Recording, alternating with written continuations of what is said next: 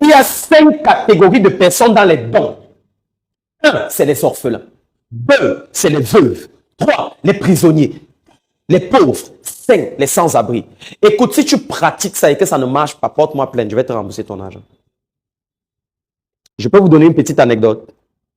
Je suis actuellement en train de créer le dossier fiscal d'un de mes étudiants, Voltaire. Il n'est pas là, il devait être là aujourd'hui.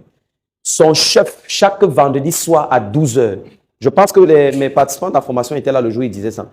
Il donne un repas aux prisonniers de 350 000. Un repas de DG. On dresse la table. Tous les prisonniers viennent manger comme des directeurs. Tu imagines ce qu'un prisonnier peut dire? Quelqu'un qui boit, qui mange le riz, poto, parfois qui n'a même pas le sel.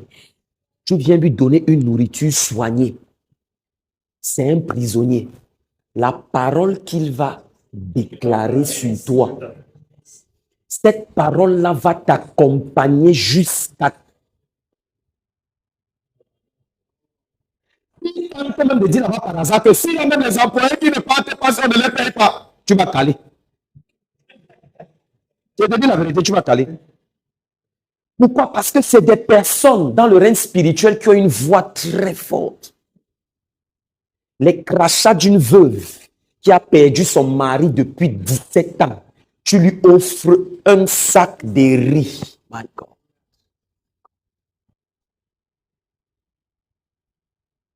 Et elle a les petits-enfants qui n'arrivent même pas à les nourrir. Tu apportes un sac. J'ai dit un sac parce que certains pensent qu'il faut beaucoup de millions pour faire ça. Non! Non! Non!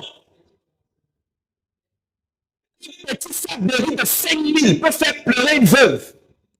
C'est ton business et demain tu es milliardaire. C'est l'arme qui coule là, dans le spirituel. Ça convertit ton business en milliards de dollars. Ce n'est pas toujours l'intellect. Non, il y a le spirituel qui joue. Tu as aidé combien de sans-abri cette année? Même les enfants de la rue, même souvent là, parfois tu les vois, ils sont sales. Tu as les vêtements pleins à la maison. Même une veste, tu ne peux pas, tu donnes. Tu dis non, notre entreprise va être ça. Shut up, shut up, shut up. C'est pourquoi une des clés que j'ai appris de mon père spirituel et de mon mentor, il m'avait dit, quand tu arrives dans un endroit pour la première fois, donne à manger à tout le monde. Ceux qui me côtoient, enfin, ils savent, j'ai l'habitude que chaque fois que je suis avec les gens, je les mets à l'aise. Allez acheter les jus. Tout le monde, prenez les goûts. Ils ne comprennent pas ça que c'est tout le temps. Ils nous donnent les jus, ils nous donnent les jus. Ils ne savent pas que je suis en train de s'aimer dans mon business. Ils ne savent pas. Ils sont mes cobayes. Je suis mort. Il y a certains là dans la salle. Je suis mort. J'ai trahi mes secrets. Quand tu fais ça, ça maintient l'image de ton business dans le spirituel.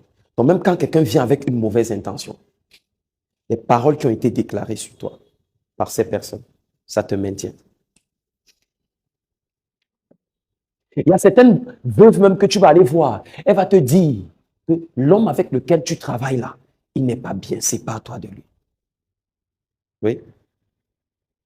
C'est un prisonnier. Tu vas aller le voir en prison pour lui donner quelque chose. Il va pleurer. Moi, j'ai vu certains, je suis allé voir certains. Ils pleuraient. Quand je tournais mon dos, les gars disaient, quand Dieu te bénisse, le savon que tu m'as gardé. Les paroles là que tu es en liberté, hein?